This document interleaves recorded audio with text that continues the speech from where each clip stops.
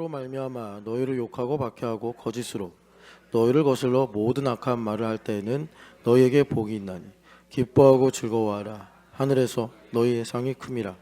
너 전에 있던 선지자들도 이같이 박해하느니라. 아멘. 당신도 하나님께 많은 상을 받으시기를 축복합니다. 인사합시다.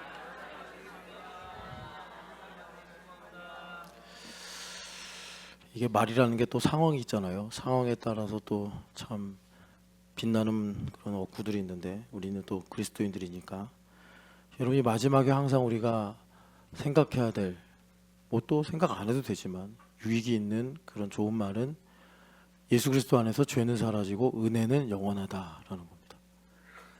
우리는 반대로 살죠.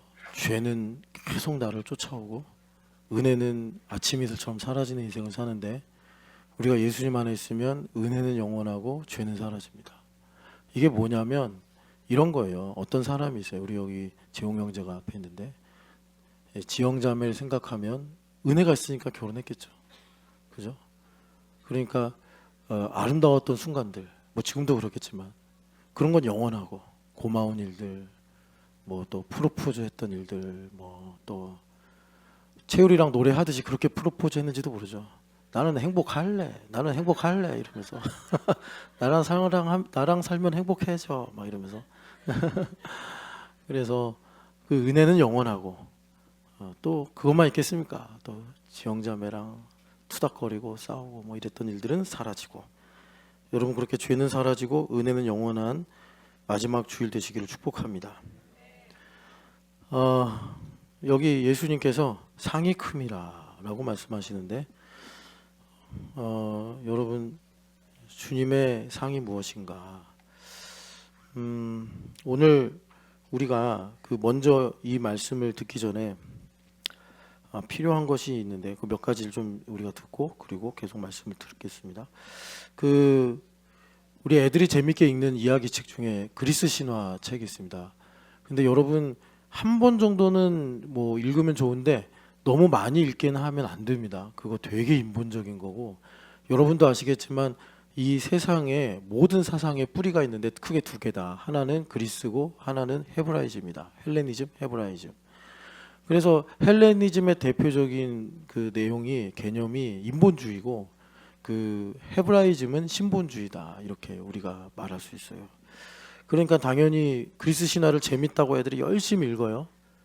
나름의 지혜는 있습니다. 나름의 지혜는 있는데 그걸 너무 많이 성경보다 읽거나 아니면 너무 빠져버리면 거기에 있는 인본적인 그 블랙 코드들이 우리 아이들의 마음에 들어가서 후에 이제 신앙 인격을 형성할 때 참 많은 그 오류를 낳습니다. 그 중에 인기 있는 이야기들 몇 개가 있잖아요. 그 중에 하나가 판도라의 상자인데, 이 판도라의 상자가 그 인본주의 하면은 여러분 아시겠지만 대명사가 프로메테우스잖아요. 프로메테우스. 이 프로메테우스의 동생이 있는데 에피메테우스랍니다. 에피메테우스. 근데 이 의미가 있어요. 헬라어로 보면 프로메테우스는 생각을 하고 행동하는 사람, 그러니까 인본적 지혜를 말하고, 에피메테우스는 프로메테우스의 동생인데 행동을 하고 생각하는 사람, 뭐 이렇게 비교를 하는 거예요. 인간 군상을 두 개로 나누어서. 그런데 에피메테우스가 항상 행동하고 생각하기 때문에 판도라랑 결혼을 한 거예요. 판도라랑 결혼을 했는데 이 프로메테우스가 항상 그 제우스에 반해서 인간 편을 드니까 이야기에다 보면은 이제 판도라의 상자로 알려진 상자 하나를 이렇게 만들어서 선물로 주죠. 그리고 절대 열지 마 그랬는데 열 걸 알고서 선물한 거예요. 그래서 에피메테우스의 그 아내인 판도라가 궁금해 해가지고 딱 열었다 이겁니다. 꼭 그 에덴의 선악과 내용이랑 플롯이 비슷하죠. 딱 열었는데 거기서 온갖 재앙이 다 쏟아져 나와가지고 세상이 이렇게 어렵고 힘들게 됐다라는 내용이에요. 여러분 그 성경의 내러티브들은요, 들으면 항상 그 수학의 나눗셈 중에 그 나머지가 나오는 느낌이에요. 그래서 어떤 거는 무한소수, 어떤 거는 유한소수 이런 식으로 해가지고 막 좀 이렇게 딱 안 떨어지는 느낌이 성경의 그 내러티브의 특징이라면, 이 그리스 신화에 있는 내러티브들은 탁탁탁 떨어집니다. 나머지가 없어요. 그러니까는 매우 인본적이기 때문에 우리 체질하고 딱 맞고 흑암의 결하고 맞아가지고 이해가 너무 잘 되고 감동도 되고 그래요. 어, 제가 말씀드리려고 하는 건 뭐냐면 이렇게 이제 그 어떤 시대상을 그 그리스인들이 이렇게 압축을 해서 이야기로 말한 거잖아요. 그러니까 어느 시대나 이런 판도라의 상자가 있다. 이게 오픈 AI일 수도 있고요, 그죠? 이게 또 뭐가 있을까 요즘에 새로 등장하는 것들 뭐 이제 그 탈세계화다. 그래서 나라들이 막 이제 그 무역으로 돈 벌던 시대는 끝났다. 뭐 이런 말도 하잖아요. 예, 이런 것도 판도라의 상자가 될 수 있고. 근데 우리 기독교인들에게 판도라 상자는 뭐냐면 이겁니다. 요거 얘기하려고 하는 거예요. 뭐 없던 건 아닌데 이게 성경의 예언대로 이게 자기중심성입니다. 이 상자가 열렸어요. 그래서 요거를 좀 저만 말하면 그냥 여러분들이 그냥 엄목사만 생각하나 보다 할까봐 여기 유명한 사상가 프란시스 셰퍼 목사님의 책을 읽자 이렇게 소개를 하는 겁니다. 그래서 거기 계시는 하나님이라는 실존하는 하나님이다라는 제목인데 여기 보면은 이제 그 이런 일들이 어떤 것인지를 쭉 이제 기술하고 있고 이 판도라의 상자가 열린 것을 프란시스 셰퍼 목사님은 절망선을 넘었다. 그러니까 우리는 절망의 시대에 살고 있다라는 거예요. 왜 절망선이냐라고 하면 이 절망선을 넘기 전까지는 사람들이 다 절대 진리에 대한 동의가 어떻게든 있었는데 지금은 이게 없다. 이거를 인정하지 않는 시대 속에 살고 있다. 이게 유럽에서는 1890년, 미국에서는 1935년 정도, 그리고 한국은 한 1960에서 70년 정도, 뭐 요 정도로 이렇게 이제 변화가 일어났단 말이에요. 절대 진리가 없다라는 말은 사실은 마귀의 속임수인데 내가 진리다 요 말이에요. 근데 이건 예수님 하신 말씀인데 내가 예수님 위치에 서는 거죠. 예수님께서 진리가 되시면 문제가 안 되는데 내가 진리가 되면 문제예요. 그래서 대표적인 게 뭐예요? 내가 남자로 태어났는데 여자로 느끼면 여자인 것이 진리인 거예요. 내가 생식기가 남자더라도 내가 여자로 느끼면 내가 여자인 거예요. 근데 이것에서 더 나가서 아침에는 여자로 느꼈다가 밤에는 남자로 느끼면 그것도 진리예요. 우리가 그런 시대에 살고 있단 말이에요. 이걸 인권이다라고 말하는 그런 이제 젠더 이론, 그런 상황에 우리가 살고 있다는 것입니다. 그래서 이 판도라의 상자가 열렸다 이거예요. 자, 이거를 제가 이제 지난 새벽에 어떻게 말씀드렸냐면 예전부터 헐리우드에서 심심하면 만들던 영화의 소재가 있었는데 뭐가 진짜냐라는 그런 소재. 가상현실이 진짜냐 내가 살과 피를 가지고 사는 현실이 진짜냐 요 문제.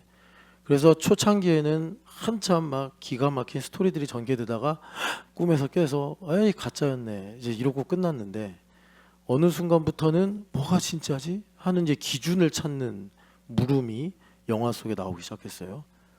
뭐 이런 거 뭐였죠?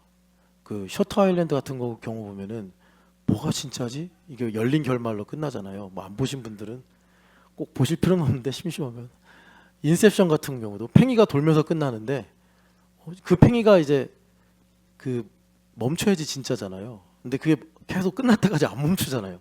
뭐가 진짜지? 이렇게. 그러니까 기준이 뭔가를 이제 묻는 거. 요즘에는 영화가 이제 어디까지 갔냐면 네가 느끼는 게 진짜다 이렇게 가요. 네가 느끼는 게 진짜다. 그래서 살과 피가 필요 없는 세상이 돼버렸다. 근데 이게 뭐냐면 이런 겁니다. 내가 중심이 되니까 여러분 이거는 뭐 옛날부터 사상가들이 지적해 왔어요. 그게 뭐냐면 그 마틴 부버라고 유대인 철학자인데 이 사람이 나와 너라는 되게 알쏭달쏭한 책을 쓰면서 우리 시대가 자본주의 사회가 되고 대량 생산을 하면서 이게 하나의 삶의 양식이 돼가지고 모든 것을 나와 그것으로 대한다. 그래서 우리는 심지어 자녀들까지도 소비하고 있다. 그거를 언제 썼지 이 책을? 하여튼간 되게 오래전에 썼습니다. 1900년대 20세기에 쓴 책인데 그래서 여러분 가제트 옛날에 만화 영화 가제트가 뭐냐면 이렇게 똑같은 물건들 대량 생산하잖아요. 그런 게 이제 가제트인데 내 주변에 있는 전보미 집사도 가제트, 우리 예원이도 가제트, 다 가제트가 되는 거예요. 나를 중심으로 다 소비재가 되는 겁니다. 이게 가상 현실이에요. 몰인격적 관계 속에서 사는 거죠.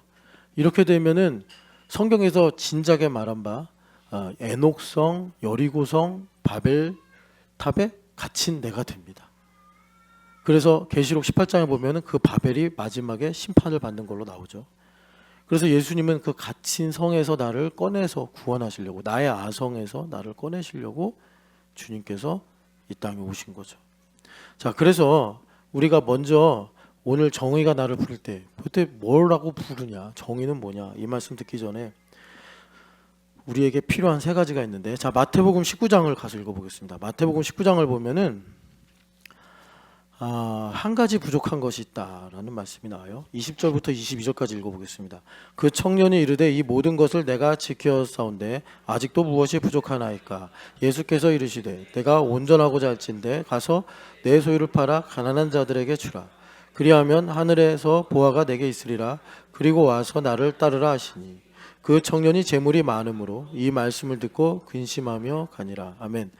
마태복음하고 마가복음하고 좀 교차해서 읽으시면 조금 뉘앙스가 다르다는 거 아실 텐데, 마가복음 10장에 가면은 여기에 예수님께서 21절에 이럽니다. 온전하고자 할진대, 그러니까 율법을 기준으로 말씀하셔서 온전하고자 할진대 했고, 그 마가복음에서는 예수님께서 이 청년을 애정하셨다 이렇게 나와요. 사랑하셨다. 그래서 예수님께서 뭐라고 말씀하시냐면 너한테 한 가지 부족한 게 있어 이렇게 말씀하십니다.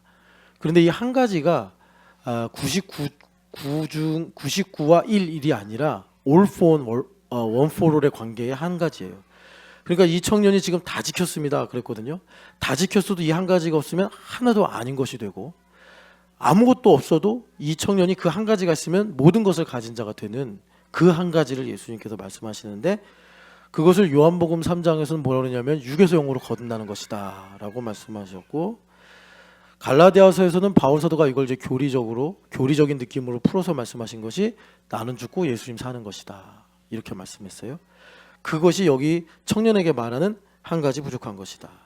그런데 이걸 이제 율법적으로 말씀하시니까 우리에겐 좀 더 이해가 쉬운 건데, 너에게 한 가지 부족한 것이 뭐냐면 너의 소유를 다 팔아 가난한 자들에게 주라. 그리하면 하늘에 보화가 있고 그리고 나를 따르라 이렇게 말씀하시는데, 자 여기 보면은 모든 소유를 다 팔아서 가난한 자들에게 주면은 이제 그 한 가지가 되는 거냐?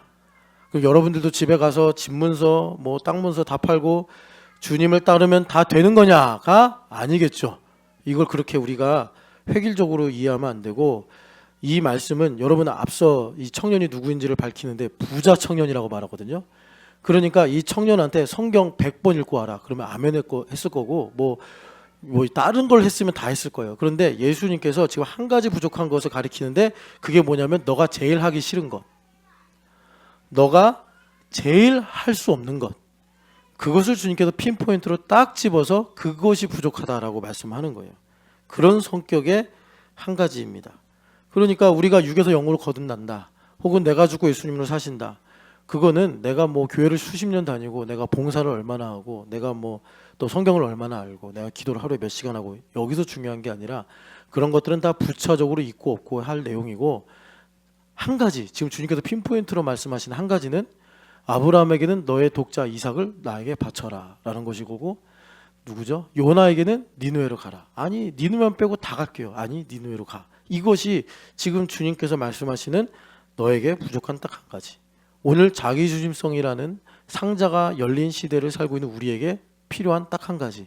그것이 뭐냐면 성경 말씀으로 말하면 나는 죽고 예수님으로 사는 자기 부인의 삶인데, 이것을 이제 우리에게 적용 차원에서 말하면 내가 하나님 이거 말고는 다 하겠습니다.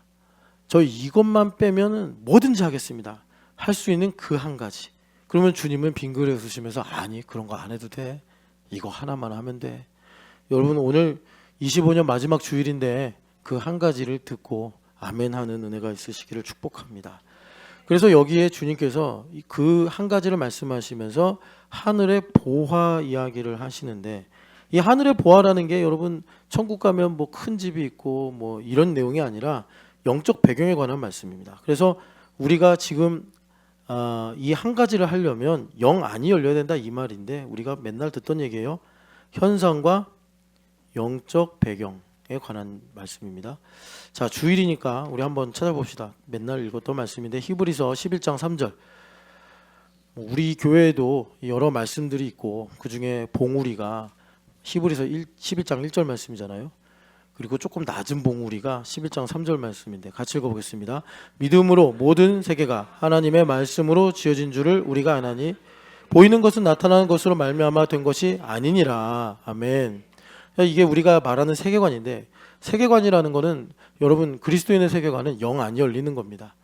내가 무슨 철학을 배워가지고 담론을 갖고 세상을 보는 게 아니라 영적인 안목이 열려서 현상이 있어요. 현상. 자, 현상, 전일준이라는 현상이 있습니다. 그럼 나이가 있고 뭐 직업이 있고 인격이 있겠죠. 그런데 영 안 열리면 영적 배경을 보는 거예요. 영적 배경은 뭐죠? 예수님이죠. 예. 이렇게 보는 거예요. 영 안 열리면. 그러니까 전일준 집사님도 이렇게 자기를 봐야 되고 우리도 전일준 집사님 그렇게 봐야 돼요. 예. 전일준 돈 떼어 먹은 놈. 이러면 이제 영 안이 닫힌 거예요. 예, 그러니까 뭐 전일준 집사님이 나 10,000원만 빌려줘 했는데 까먹었어. 그리고 25년 내내 안 갚아. 가슴에 두지 마시고 그냥 그래 구제했다 생각하시면 됩니다. 그러니까 여러분 이 보이는 것이에요. 전일준이 보이는 것이고 나타나는 것은 뭐죠? 10,000원. 이게 나타난 거예요. 나타나는 것, 나타남. 이것으로 보는 거는 육안으로 보는 것이고 이건 보는 게 아니다. 이건 보는 게 아니다. 이걸 갖고 보는 게 보는 거다라고 지금 히브리서 11장 3절에 말씀하는 거예요. 자, 아까 전에 부자 청년이 예수님께서 이거 해라. 그런데 그게 모든 재산을 팔아야 되니까 모든 재산을 파는 게 너무 레디컬해서 못한 게 아니라 제일 하기 싫어서 내가 생명처럼 느끼는 것이기 때문에 그런 거예요. 우리도 이런 것들이 있어요. 예. 전보미 집사님이 이럴 수 있어요. 목사님 저요 주방 설거지도 할 수 있고 교회 청소도 할 수 있고 또 뭐가 있나 뭐 운전도 할 수 있고 또 뭐가 있나 뭐 뱅가드도 할 수 있고 목사님 시키는 거 다 할 수 있어요. 이번에 보니까 우리 중학교 아이들이 보미 이모가 제일 잘 춘대요. 그래서 뭐 옛날에 공주지부에서 뭐 그런 거 했다면서요. 아이돌 회장 그런 것도 하고 그게 몸에서 타고난 거구나. 그러니까 뱅가드에서 율동으로 이렇게 영광 돌릴 수 있겠죠. 그런 거 하면 다 할 수 있어요, 목사님. 그런데 교사만은 시키지 마세요. 그럼 우리 주님은 딴 거 다 안 된다 봄이야. 교사만 해다오. 이렇게 말씀하시는 거예요. 그러니까 우리 입장에서 참 짓궂죠. 주님, 제가 이 한 가지 대신 10개를 한다니까요. 이게 딜이 성립될 수 있지 않습니까? 아니, 10개 안 해도 되니까 이거 하나만 해. 그 하나가 나에게 생명이요 진리인 줄 믿습니다. 그런데 이게 여러분 아시잖아요. 영안이 열리지 않으면 일단 1번, 여러분 오늘 우리 되게 바쁜 주일입니다. 왜 바쁜 주일이냐면 마지막 주일이기 때문에 여러분 멍 때리시면 안 됩니다. 여러분 정말 분초를 다투면서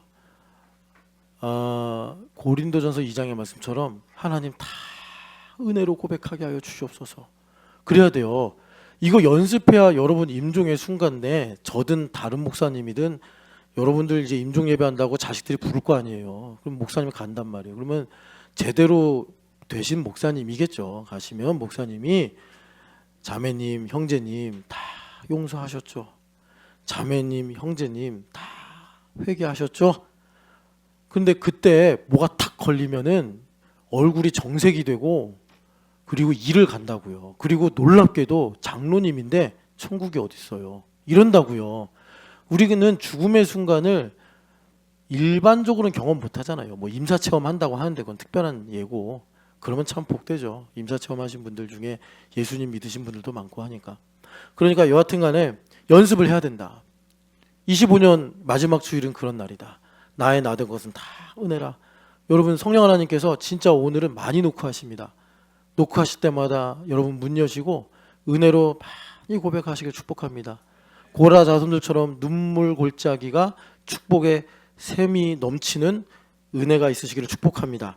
그래서 은혜임을 내가 알아야 돼요. 은혜임을 알고 두 번째는 그 다음에서 성령 하나님이 가르쳐 주시는 단계가 영의 일을 분별하게 하신다. 근데 이 부자 청년은 이걸 분별을 못하니까 어떻게 했어요? 어리석어 보이는 거예요. 아니 11조 하고 화목제 하고 뭐 상번제 하면 되지 뭘 다 팔아. 이 사람 성경을 곡해하네 하면서 슬픈 기색을 갖고 돌아갔더라. 그러니까 지금 제가 드리는 말씀도 영적인 분별력이 없으면 벌써 이제 은혜로 고백해야 됩니다. 그러면 은혜로 고백할 수 없는 일들이 내 마음에 조명이 된다고요. 성령 하나님께서 예수님께서 우리에게 빛으로 오셔서 나를 비추신단 말이에요. 그럴 때 여러분 어떻게 해야 돼요? 그게 회개가 안 되고 용서가 안 되고 은혜로 고백이 안 되면 주님 앞에 정말 하나님 회개하게 하여 주옵소서. 이렇게. 근데 여러분 이렇게 된다고 사실은 우리가 이게 회개를 하는 건지 마는 건지 우리는 좀 내가 막 눈물을 흘리고 막 하면서 울어야지 이게 회개가 됐다라는 보상 심리가 있단 말이에요.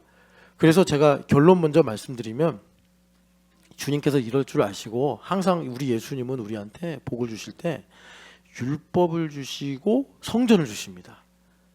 그러니까 이런 거라고 생각하시면 돼요. 부산 가라 율법이에요. 그런데 부산을 걸어서 언제 가? 그러니까 주님께서 나를 태워다 줄 자동차를 주신단 말이에요. 그런 것처럼 율법을 주시고 나에게 성전을 주시는 거예요. 그러니까 우리에게 복음을 주시고 교회를 주신다 이 말입니다. 그러니까 내가 오늘 하나님의 은혜로 모든 걸 고백하고 또 내가 풀지 못하는 것들 깨닫게 하시거나 모르는 것들이나 다 회개하게 하시기 위해서 오늘 우리를 교회로 모으셔서 어떻게 하는 거죠? 지극히 작은 자보를 섬기는 낮은 자가 되게 하시는 거예요. 그걸로 주님께서 우리를 부산에 데려가 주시는 것입니다. 여러분 그 은혜를 누리시기를 축복합니다. 자, 여하튼 간에 영적인 안목이 열리지 않으면 이렇게 보는 게 어리석어 보인다고. 고린도전서 2장 14절 말씀이죠. 이렇게 보는 게 어리석어 보이는 거. 이게 뭐죠? 그러니까 내가 어떤 걸 보고서 지금 내가 마음이 굳어지거나 속상해요. 그럼 우리는 나타나는 것으로 보이는 것을 진단하는 게 익숙하기 때문에 이렇게 말한단 말이죠. 그것 때문에 내가 이렇습니다. 아니란 말이에요. 그것 때문에 이게 드러난 거고 이것은 내게 감추어진 것들인데 예수님께서 빛을 비추셔서 내 안에 쌓인 이 드러난 것 요거를 주님께서 이제 나타내셔가지고 우리에게 새로운 지평을 열기를 원하시더라라는 겁니다. 근데 영적인 안목이 열리자면 이게 계속 어리석어 보이고 이유가 생기고 뭐 하여튼 그래요. 그래서 여러분 이것과 관련해서 우리가 지금 이제 믿어야 될 말씀이 로마서 6장 16절 말씀 같이 읽겠습니다. 로마서 6장 16절 같이 읽겠습니다. 너희 자신을 종으로 내주어 누구에게 순종하든지 그 순종함을 받는 자의 종이 되는 것을 알지 못하느냐? 혹은 죄의 종으로 사망에 이르고 혹은 순종의 종으로 의에 이르느니라. 아멘. 여러분 종은 어떤 존재죠? 듣는 사람이죠. 들으면 움직이는 사람이 종이에요. 자, 이렇습니다. 슬퍼. 나는 슬퍼. 왜 슬퍼? 돈이 없어 슬퍼. 돈이 없어 슬픈 게 아니라 돈의 문제 때문에 슬픔이 드러난 것이고 내가 슬픈 이유는 여기 말씀대로 슬픔의 종이기 때문에 슬픔의 목소리를 듣고 내가 또 슬퍼하고 자빠져 있는 거예요. 내가 화가 나요. 왜 화가 나?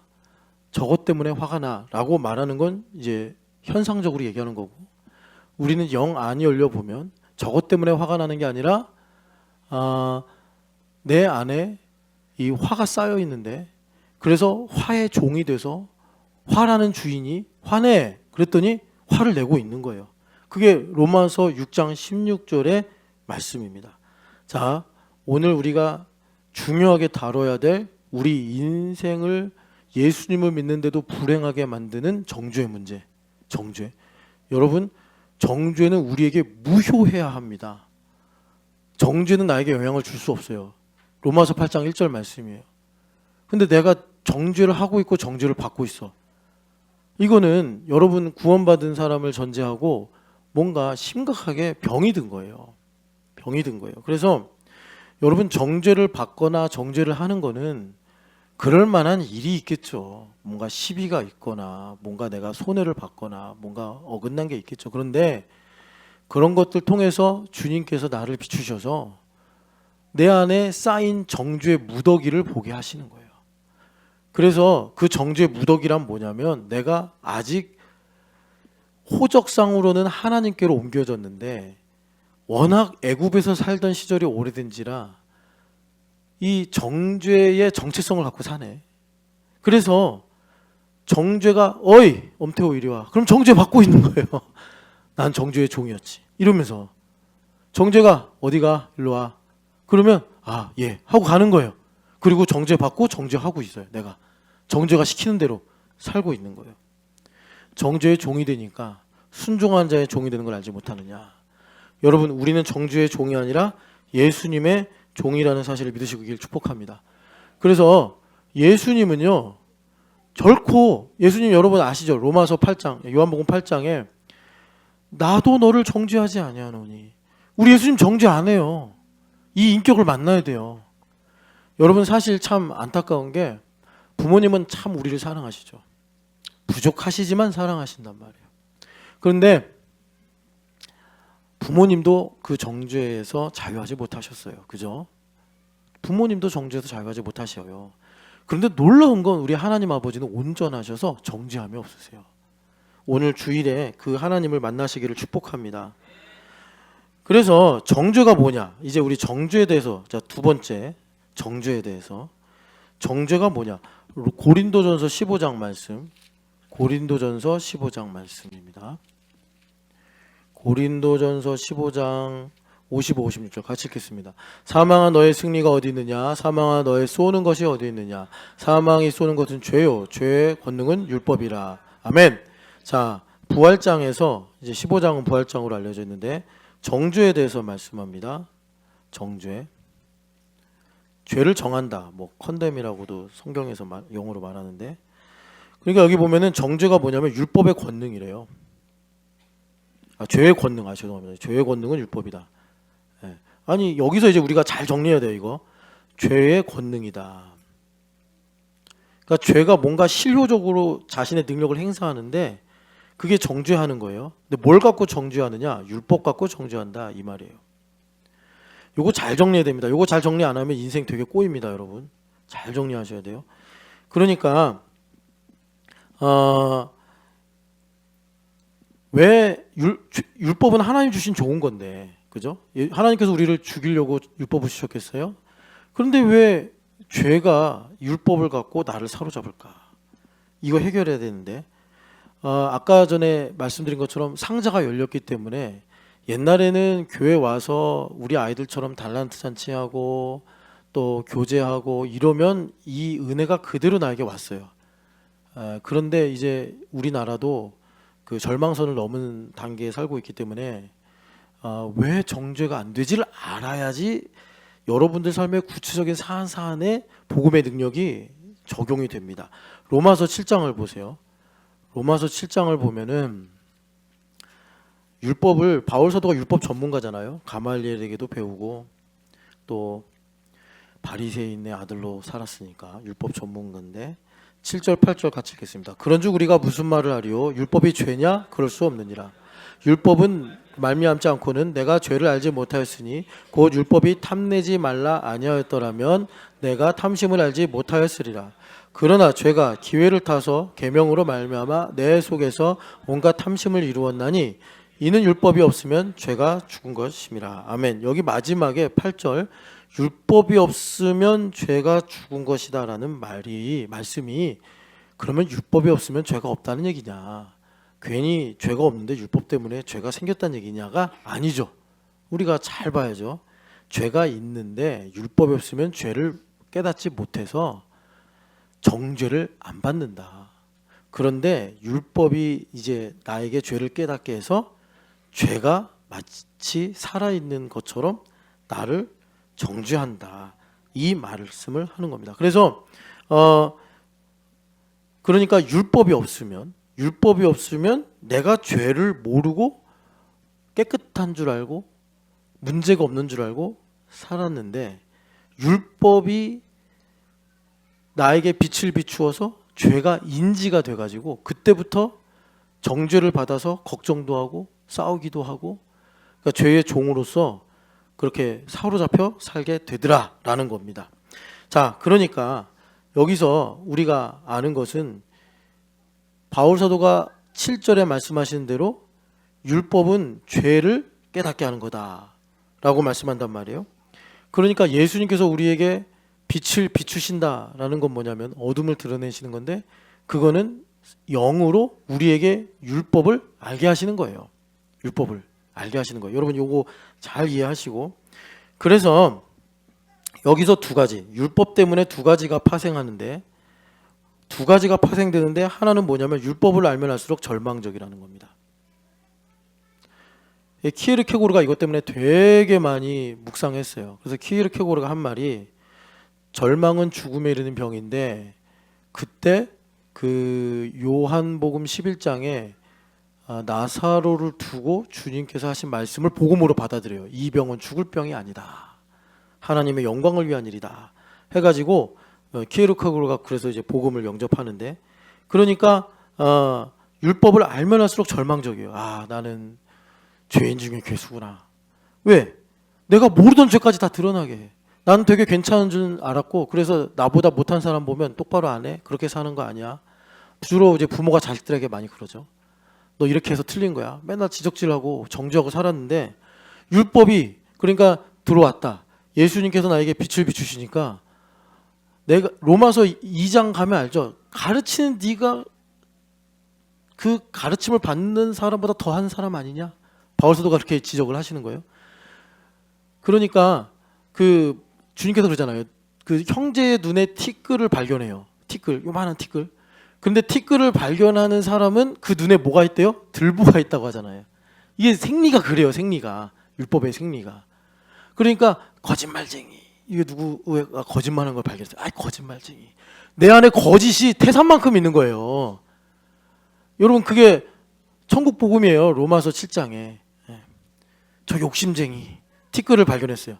내 안에 티끌하고는 비교할 수 없는 이 욕심의 이 엄청난 양이 내 안에 있는 겁니다.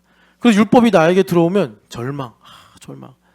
방금 이제 신나리 집사님이 미나 보느라고 왔다 갔다 하는데, 김찬양 뭐라 그럴까, 뭐 이기주의자 그랬어요. 김찬양 이기주의자. 그러고서 지금까지 살아왔는데 주님께서 연말이라고 다 빛을 비추시니까 신나리 자매가 10배 이기주의자인 거예요. 이게 복음이에요. 그럼 신나리 자매가 어떻게 돼요? 절망하죠. 그렇구나. 김창 집사님이 반대로 신나리 기도 안 하는 사람 그랬어요. 근데 자기가 이제 연말 25년 마지막 주간에 빛을 딱 받으니까 내가 더 기도 안 하는, 난 기도가 없는 사람이구나. 절망하는 거예요. 이게 첫 번째로 파생되는 거고. 근데 여기에 하나님의 모략이 있다고 그러죠. 모략. 하나님은 기묘자요 모사라. 모략. 그래서 어떻게 하죠? 이 절망의 깊이로 은혜를 깨닫게 하시는 거예요. 이런 나를 주님께서 살리셨구나. 신나리 자매가 잃어버렸던 1만 달란트를 그래서 찾는 거예요. 그냥 교회를 너무 오래 다녀서 1만 달란트 탕감받은 게 그냥 평범한 일이 돼버렸는데, 김찬양 이기적인 사람 해가지고 막 고민하고 막 은혜도 안 되고 막 그랬는데, 저것은 티끌이고 내 눈엔 들보가 있네 하면서 엄청 절망해요. 난 구원 안 받았나 보다 막 절망을 해요. 그럴 때 그 깊이만큼 하나님께서 은혜를 알게 하시는 거예요. 1만 달란트를 탕감받았구나. 기쁨의 감격, 구원의 감격이 일어나고, 그러면 이제 우리 김찬양 집사님의 문제는 100데나리온이 되는 거예요. 얼마나 큰 은혜예요. 여러분, 주님께서 이렇게 정죄의 문제를 해결하심을 믿으시기를 축복합니다. 그래서 여러분, 이 정죄의 문제가 보통 두 가지 케이스에 많이 나와요. 여러분, 제 아버지는요, 뭐 대단한 성공을 이루신 분은 아니지만 어쨌든 뭐 기반 없이 운전면허증 하나 갖고서 그래도 일가를 이루셨으니까 뭐 자수성가했다고 저는 생각을 합니다. 남의 도움 없이 뭐 동생들 다 학교 보내고, 그랬으면 뭐 괜찮게 산 거죠. 초등학교도 안 나와서 운전면허 하나 갖고. 그래서 저희 아버지는요, 평생 저한테, 제가 원망하는 거 아니에요. 이거 해결했으니까 얘기하는 거예요. 잘했다고 칭찬하신 적이 한 번도 없어요. 자수성가한 사람들은 그래요. 잘했다라고 말하는 게 박해요. 나중에 알았어요. 철 들고 사랑하셔서 그랬구나. 더 잘하라고. 제가 기억나는 게 6학년 때 건담 프라모델을 사고 싶어가지고 제가 아버지가 제 교회차를 관리하셔서 6학년짜리가 걸레랑 이 바켓스 들고서 그 그레이스 봉고차를 열심히 닦았습니다. 아버지한테 용돈 받고 싶어가지고 닦았어요. 아버지 흉내 내면서 아버지 다 닦았어요. 아버지가 보더니 야 이럴 거면 하지 마. 오. 그 뒤로 나는 아무것도 이제 안 할 거야. 그 용돈도 못 받았을 뿐만이 아니라 아버지는 이제 그 여러분 아시잖아요. 6학년짜리 닦아봐요. 막 여기저기 듬성 얼룩덜룩 했을 거 아닙니까? 아버지는요 실내까지 진짜 그 하나의 그 먼지 없이 닦는 그런 사람이에요. 휠까지 닦는 사람, 휠까지. 예. 그러니까 막 아버지가 닦으면 번쩍번쩍해요 차가. 근데 제가 닦았는데 이건 딱 아버지가 볼 때 닦았는지 말았는지 일만 만든 느낌이니까 야 앞으로 닦지 마 그러시는 거예요. 그래서 내가 죄송합니다 이런 표현에서 이분하고는 앞으로 상종하지 말아야겠다 이런 느낌을 어린 시절에 받았어요 제가. 예. 자수성가하신 분들은 이게 정죄에 취약해요. 왜? 자기 힘으로 살았으니까. 자기 힘으로 성공을 했으니까. 그래서 여러분 제가 뭘 말씀드리려고 하는 거냐면 죄의 본질은요 내 힘으로 사는 거예요. 내 힘으로. 반대로 너무 심한 어려움을 겪은 분들 있죠. 그런 분들도 이 정죄에 약해요. 왜? 그 어려운 시간들을 자기 힘으로 이겨낸 거거든요. 지나간 일이더라도 그 산물이 내 인생에 있거든요. 가난이든지 뭐 인생의 아픔이든지 그런 것들. 그래서 이런 분들이 정죄에 약하다. 제가 지금 이런 분들을 판단하려고 하는 게 아니라 죄의 본질은 자기 힘으로 살려는 것이다. 그래서 자기 힘으로 살려는 것이 뭐로 어떤 다른 양상을 가지고 오냐면 요한일서에 보니까 세상과 세상에 있는 것들을 사랑한다. 그래서 우리 시대에 이 상자가 열려서 세상 사랑하는 것의 1계명이 뭐냐면 자기 사랑이에요. 자기 사랑. 그래서 여러분 우리가 이런 내용을 내 안에 가지고 있으면 아까 고린도전서 15장에 읽은 것처럼 사망아 너의 쏘는 것이 어디 있느냐. 이 사망은 사탄을 가리키는 거잖아요. 사탄이 사망 권세를 가지고 죄 아래 있는 사람들을 종 삼으니까. 그러니까 사탄이 우리를 정죄하는데 하나님의 컨트롤 안에 있는 세상이기 때문에 합당한 근거가 없으면 정죄가 안 먹혀요. 전보미 집사님한테 마약해라, 마약하고 싶지 정죄해도 하나 영향을 안 받아. 왜? 마약을 해본 적이 없잖아요. 그죠? 그러니까 내가 슬픔의 종이 아니면 아무리 원수마귀가 백날 따라다니면서 슬퍼해봐, 슬퍼해봐, 슬퍼해봐. 하나도 슬퍼하지 않아. 하나도 슬퍼하지 않아. 근데 내 안에 슬픔이 조금이라도 있으면 원수마귀가 이렇게 노리고 있다가 정확한 타이밍에 슬퍼해. 그러면 슬퍼해를 어떻게 하냐면 우성아 슬프지. 참 슬프겠다. 그럼 이제 슬퍼지는 거예요. 우성 집사. 슬퍼지는 거예요. 이게 정죄예요. 율법의 죄 사망에 쏘는 것은 죄요. 죄에 걷는 건 율법이라. 그러니까 그 죄의 산물의 핵심이 뭐냐면 내 힘으로 사는 거라면 내 힘으로. 그래서 예수님께서 내 안에 감춰진 내 힘으로 사느라 만들었던 죄의 산물들을 드러내셔서 우리로 은혜를 알게 하시고 구원을 베푸시는 거예요. 그래서 그 내용이 여러분 우리가 철야 때 읽었던 아까 전에 우리 주의자매가 기도하면서 인용하셨는데 계시록 3장 19절 가서 한번 읽어볼까요? 계시록 3장 19절 말씀 같이 읽어보겠습니다. 무릇 내가 사랑하는 자를 책망하여 징계하노니 그러므로 내가 열심을 내라 회개하라. 아멘. 여러분 혹시 성경에 여백이 있으면 여러분 그 헬라어에는 사랑이 여러 모양으로 다르게 기록이 되는데 여기 사랑은 필레오다. 베드로에게 3번 질문하실 때 마지막 필레오로 질문하셨다고 그랬죠. 그러니까 나의 친구를 나는 책망한다. 이 말씀이에요. 나의 친구를 나는 책망한다. 그러니까 여러분 잠언 27장에 지혜가 무엇인가 하면 뭐라 그러죠? 친구의 가슴 아픈 충고. 우리 예수님께서 우리를 친구라 부르세요. 경섭일 친구라고 부르시면서 친구야 놀러 가자 이런 말씀만 하시는 게 아니라 가슴 아픈 말씀 하시는 거예요. 그래서 경섭이의 얼굴을 빛나게 하시는 거예요. 여기 책망하다라는 말이 잘 와닿지 않아서 철야 때 제가 일부러 뭐 영어 강사도 아니고 영어도 못하면서 스크루티나이즈라는 단어가 있습니다. 그러면서 제가 막 이것이 그 상황 속에서 어떻게 쓰이는지 막 말씀드렸잖아요. 스크루티나이즈. 우리 주님께서 아주 샅샅이 디테일하게 우리를 살피셔가지고 마치 내가 죄인이라는 것을 전제하고 나의 죄를 찾는 검사처럼 예수님께서 나를 생산해서 가시를 발라내듯이 주님께서 살펴보시는 거예요. 그래서 책망하신다. 이게 바로 빛을 비추사 어둠을 드러내셔서 우리를 구원하시는데 그게 뭐냐? 죄의 본질인 나의 내 힘으로 살려고 하는 거. 그러니까 내 힘으로 살려고 그러면 내 거 이런 이제 바로 인식이 등장한단 말이에요. 그것을 드러내시고 여기 징계하신다라고 하니까 뭐 주님께서 막 나에게 고난을 주시고 그런 것 같은데 이게 여러분 이제 NASB를 보면은 징계라는 말보다는 디서플린 해가지고 제자도로 나를 주님께서 새롭게 하신다라는 말씀입니다. 그래서 마지막으로 세 번째 제자도. 자, 그러니까 이 제자도는 스크루티나이즈랑 뗄 수가 없어요. 여러분 예수님하고 친구 되시면 이거 예수님 반드시 들어오십니다. 아주 골치 아픈 거예요. 예수님께 참 죄송한데 아이고 골치 아파요 이거. 근데 여러분도 좀 이해하실 거예요. 제자도. 자, 우리가 신앙생활 하는데 특별히 이제 장로교의 강화된 교리가 뭐냐면 우리가 의인이라는 거예요. 그래서 여러분 이신칭이 들어봤죠? 우리는 의인이라고 분명히 말합니다. 성경에도 로마서 이 8장 3절 보면은 구원의 황금 사슬이 있어요. 그건 이제 신학자들이 붙인 이름인데 그게 뭐냐면 부르심과 의롭게 하심과 영화롭게 하심.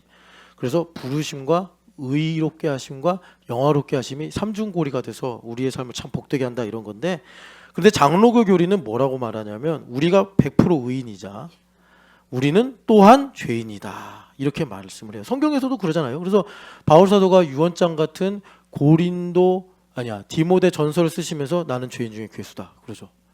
이것이 그 다메섹 도장에서 회심하고 쓰신 말씀이 아니라 이분이 백발이 성성해져 가지고 정말 인생의 거의 진짜 최고조 정점에 이르렀을 때 하신 말씀이에요. 나는 죄인 중에 그냥 한 괜찮은 사람이 아니라 괴수다라고 말했단 말이에요. 자, 그래서 이 두 가지를 우리가 함께 보고 있는데 1번 무슨 말이냐면 여러분 이거 꼭 기억하셔야 돼요. 이 부분 때문에 제가 지난번에도 한번 어디 본문 갖고 이 말씀 드렸는데 그러니까는 다른 복음 갖고 이런 말씀 드렸죠. 구원의 문제는 점진적으로 나아지는 것이 아닙니다. 여러분 우리가 그런 생각 가지면 안 돼요. 구원의 문제는 점진적으로 가지는 게 아니라 영단번이라는 말씀 있잖아요. 히브리서에 영원하고 한 번만의 속죄 제사로 우리를 거룩하게 하셨다. 영단번에 이루어지는 일이에요. 이걸 일단 믿어야 돼요, 여러분. 원수 마귀가 아니야, 넌 조금씩 나아질 거야. 절대 속으면 안 돼. 그러면 여러분 낙타가 사막에서 추우니까 그 밖에서 자다가 발 하나 들여놓고 그러다가 이제 좀 몸 더 집어넣고 그러다 사람을 밀어내고 들어온대잖아요. 똑같아. 원수 마귀가 그래. 전진적 아니에요. 반드시 여러분 진리는 예수님께서 너는 이제 10년 뒤에 좋아질 것이다 이렇게 말씀하시는 게 아니라 바로 그 즉시 너는 하나님의 자녀다. 삭개오도 그래 너 재산 다 팔고 가난한 자들에게 나눠주고 이러면 이제 좀 괜찮아질 거야 이렇게 말씀 안 하셨고 오늘 이 집에 구원이 이르렀어 그러면서 예수님께서 아브라함의 자손이다라고 아예 그냥 선포를 해버리셨단 말이에요. 그러니까 여러분 나아지는 게 아니라 영단번에 믿음을 가져야 된다는 거예요. 그래서 여러분 찾진 않겠지만 고린도후서 5장 17절 보라! 새로운 피조물이라잖아요. 새로운 피조물이 될 것이다가 아니라 새로운 피조물이다 단번에 말씀하시는 거예요. 그래서 예수님도 뭐라고 그러셨냐면 물과 피로 빌드업 되는 게 아니라 물과 성령으로 빌드업 되는 게 아니라 물과 성령으로 거듭나는 거라고 그랬잖아요. 그러니까 니고데모가 부딪혀버린 거예요. 아니 점진적으로 조금씩 나아지는 게 이해가 되지 죄인이 바로 거듭나서 새로운 인간이 된다고? 그러니까 니고데모가 점잖게 비유를 가지고 어떻게 우리가 모태에 2번 들어가겠습니까? 그랬더니 예수님께서도 구약 성경 그렇게 읽어봐 놓고서도 모르냐라고 질문하시는 거예요. 하나님의 능력으로 우리가 영과 물과 영으로 거듭난다. 물과 성령으로 거듭난다. 그리고 로마서 6장 5절에 여러분 어떻게 된대요? 예수님과 십자가 같은 모양으로 십자가에 죽으신 것과 같은 모양으로 연합이 되면 동시에 같은 모양으로 다시 살아난다. 점진적 아닙니다. 이거 다른 복음이에요. 여러분 이거 절대로 속으면 안 돼요. 영단번입니다. 영단번. 이 점진적인 거를 가지고 되게 인기를 끌었던 사상가가 있어요. 기독교 사상가인데 갑자기 얼굴은 생각나는데 이름이 생각이 안 나네. 나중에 생각나면 말씀드릴게요. 그래서 두 번째, 자 이거 확실하게 이해하셔야 되고, 두 번째는 뭐냐면 그런데 이렇게 우리가 믿어도 뭐가 문제냐면 정체된 것 같은 현실이 있잖아요. 나 여전히 내가 정체된 모습인데, 이런 모습. 그래서 우리가 여기로 이제 타협하고 싶은 유혹을 받는 거예요. 그거는 뭐냐면 여러분, 주님께서 성령 하나님 안에 오셨잖아요. 그래서 우리의 동의를 요구하시기 때문에 그래요. 나의 동의를. 그래서 여기서 하나 중요한 원리가 생기는데 뭐냐면 내가 아는 만큼 받은 은혜를 누린다. 내가 아는 만큼 은혜를 누리는 거예요. 이것이 우리한테 참 중요해요. 예. 내가 받은 은혜만큼 누린다. 왜냐하면 하나님께서 우리를 어떤 존재로 만드셨냐면 하나님의 형상대로 만드셔서 자유의지를 주셨기 때문에. 그래서 하나님께서 전능하시지만 우리에게 복을 주실 때 막 쏟아부어 주시는 게 아니라 나의 기도를 들으시고 나의 행함을 따라 주님께서 우리에게 복을 주신다라는 것입니다. 그래서 이 아는 만큼을 확장시키는 게 뭐죠? 율법이에요. 율법을 통해서 하나님께서 나에게 빛을 비추시고, 자 아까 전에 지워졌나? 여기 있구나. 자 나를 알면 알수록 나에 관한 지식이에요. 절망적이죠. 그런데 나를 아는 만큼 하나님을 알아서 은혜가 풍성한 하나님, 이렇게 되는 것입니다. 복음은 이 두 가지를 하나로 묶는 거예요. 이걸 하신 분이 그래서 위대하다고 하는 거예요. 그 누구죠? 존 칼뱅. 그분이 이걸 하나로 만드신 분이에요. 최초로. 그래서 여러분 우리가 장로교도잖아요. 아는 만큼 은혜를 누리는 거예요. 그래서 자 내가 A라는 사람을 두고 있는데 그 A라는 사람의 티끌을 발견했어요. 그래서 나쁜 사람 이러고 있는데 내가 그리스도 안에 있다 보니까 그 티끌은 뭘 가리키는 거예요? 내 안에 들보를 보여주는 거예요. 내 안에 이런 들보가 있구나. 하나님과 나 사이에는 막힌다음이 있구나. 이걸 아는 만큼 내가 은혜를 알게 되고, 은혜를 아는 만큼 예수님을 크게 보게 되어 커지신 예수님을 내가 키워서 커지는 게 아니라 예수님을 다시 알게 돼서 예수님 내 삶에 커지셔서 나의 삶에서 안식일의 주인을 일을 하셔가지고 나의 삶의 지경이 넓어지는 것입니다. 자, 그래서 요거를 좀 더 이제 정리해서 우리가 이제 말하면 이거예요. 자, 여러분 그래서 교회 생활 열심히 해야 되는 게 뭐냐? 신령한복을 받아야 된다잖아요. 신령한복. 근데 에베소서에 신령한복 어떻게 받는데요? 연결되고 결합이 돼야 받는다고. 왜냐하면 이건 초월적인 것이기 때문에. 신령한복이 뭐냐면 에베소서에 말하잖아요. 하나님께서 창세전에 우리를 택하셨고, 그리고 택하시기만 한 것이 아니라 하나님은 디자이너이기 때문에 예정을 하셨어요. 계획을 갖고 계시단 말이에요. 이게 다 창세전에 하신 거예요. 세상이 만들어지기 전에 하나님 안에서 하신 거예요. 하나님 안에서. 그러니까 우리가 하나님 안에 들어가야 이걸 알아요. 성삼위 하나님 안에 들어가야 되는데 성삼위 하나님 안에 들어가는 게 뭐냐면 그럼에도 불구하고의 사랑, 헤세드 사랑이란 말이에요. 네. 그런데 이 하나님 안에 들어가는 게 성전이 되는 건데 하나님 안에 들어가는 것이 어떻게 이루어지는가 봤더니 우리가 하나 돼요. 그게 요한복음 17장 말씀이잖아요. 그들도 우리같이 하나 되게 하사 그들로 우리 안에 거하게 하옵시고. 이게 창세전의 영광이라고 주님 말씀하시는 거예요. 그래서 우리가 하나님 안에 들어가면 나를 택하셨구나. 이게 깊어지고 확신으로 내 삶에 충만해지는 거예요. 그래서 자유의지가 엄청 강력해집니다. 하나님 날 택하셨구나. 담장을 뛰어넘는 거예요. 그리고 하나님 나에게 이런 계획이 있으시구나. 지혜와 계시형이 나에게 부어져서 하나님의 계획, 예정이 나에게 알려지는 거예요. 이거를 신령한 복이라고, spiritual bless라고 하고, 이 신령한 복을 얻기 위해서 우리가 교회가 되도록 하나님께서 부르셨다라는 거예요. 예. 그런데 이 교회가 되어서 이제 하나님의 택하심과 예정하심의 원이 있는데 우리가 현재 아는 것은 어떻게 해요? 내가 이제 반응하는 만큼 배우는 거니까 하나님께서 우리를 컴퓨터로 만드셨으면 그냥 하나님께서 프로그램을 쫙 깔아버리면 되는데 우리는 컴퓨터가 아니란 말이에요. 여기 우리 일에 시온이처럼 인격이란 말이에요. 우리도. 그러니까 얘네들이 자라가면서 배우고 공부하고 튼튼해지고 이러는 것처럼 우리도 그렇게 교회가 돼서 그리스도의 장성한 분량에 이르도록 충만해지는 거예요. 자, 이게 내가 아는 거예요. 지금 현재. 그러니까 사랑은 뭐라고 그래요? 거울로 보는 것처럼 희미하게 알다가 나중에는 정말 페이스 투 페이스로 대면하여 아는 것처럼 명확하게 아는 것이 사랑이다. 그러니까 우리가 사랑 안에 거하기 때문에 어제의 나는 희미하게 보던 나요. 오늘의 나는 어제보다 더 선명하게 보는 것이요. 또 내일의 나는 더 선명하게 보는 거예요. 나를, 하나님을, 이웃을, 만물을. 여러분 그렇게 눈이 열리는 은혜가 있으시기를 축복합니다. 그래서 여러분 우리가 예전에 베드로 사도 이야기하면서 아는 것은 뭐라고요? 아는 것의 시작은 내가 모르는 걸 아는 것이다.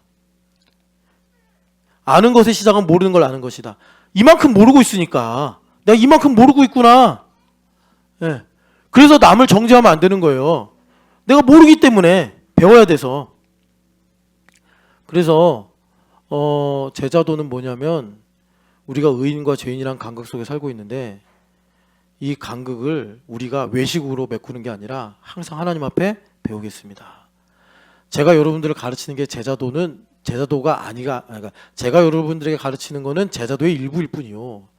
내가 제자도의 길을 간다는 거는 뭐냐면 매일 하나님께서 일정 양을 나에게 주시는데 시간이나 뭐 만남이나 사건이나 뭐 여러 가지 생각이나 이런 것들을 그 모든 걸 내가 대할 때 나의 태도가 배우겠습니다. 나는 아직 모릅니다. 그래서 소크라테스가 위대한 게 이 말 했다 죽은 거잖아요. 불법도 법이다 해가지고 죽은 게 뭐예요? 그래요. 이 사람이 계속 연구를 하다 보니까 진정한 알은 모르는 걸 아는 거야. 했더니 이상한 신을 전한다고 사형을 언도받은 거예요. 그러니까 여러분 우리가 난 알고 있어. 난 다 알고 있어. 나는 모르는 게 없어. 이게 뭐냐면 전범이 틀렸어. 신주의 틀렸어. 안부라단 나빠. 신영기 나빠. 이게 내가 안다고 자부하는 거예요. 그러니까 여러분 욥기에서 다 나오는 말씀이에요. 왜 하나님 욥을 혼내요? 다 안다고 그러니까. 네가 알긴 뭘 알아. 해가지고 주님께서 38, 39, 40, 41장에 너가 이것 중에 아는 거 있으면 하나라도 얘기해봐. 모르는데요? 너 모르는 거 천진데 왜 네가 다 안다고 그래? 이렇게 이제 말씀하시는 거예요. 우리 하나님께서. 그러니까 우리는 다 몰라요. 몰라. 그래서 이 모르는 부분을 모르는 게 교만이에요. 성경에서 말하는. 이 모르는 부분을 내가 알고 있는 게 겸손이에요. 그래서 욥기 40장을 읽어보겠습니다. 욥기 40장 보면은 방금 이제 욥 이야기 조금 했지만 하나님께서 정말 여러분 욥한테만 하는 말씀이 아니고 오늘 우리한테 하시는 말씀입니다. 답답하다야 이렇게 하시는 거예요. 왜냐하면 여러분 이제 오늘 말씀이 지경까지 나가야 되는데 야고보 선생님이 그러잖아요. 욥의 결말을 보라. 욥의 결말이 뭐죠? 하나님께서 지경을 넓히신 일이에요. 어떻게 지경을 넓히신 거죠? 욥이 하나님을 이제 제한하지 않는 거예요. 우리 그렇게 가야 되거든요. 그 팔분응선 넘어가야 된다고. 팔분응선 소청을 넘어가야 중청 나오고 대청 나오는 것처럼 소청 넘어가는 거 되게 힘들단 말이에요.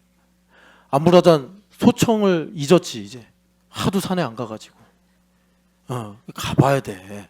팔분응선 넘으려면. 자 40장 6절에서 8절 같이 읽어보겠습니다. 그때 여호와께서 폭풍우 가운데에서 욥에게 일러 말씀하시되 너는 대장부처럼 허리를 묶고 내가 내게 묻겠으니 넌 내게 대답할지니라. 내가 내 공의를 부인하려느냐? 내 의를 세우려고 나를 악하다 하겠느냐? 내가 하나님처럼 능력이 있느냐? 하나님처럼 천둥 소리를 내겠느냐? 아멘. 8절까지인데 여러분 왜 하나님 교만을 되게 싫어하시는지 알겠죠? 하나님을 악하다고 하는 것이기 때문에.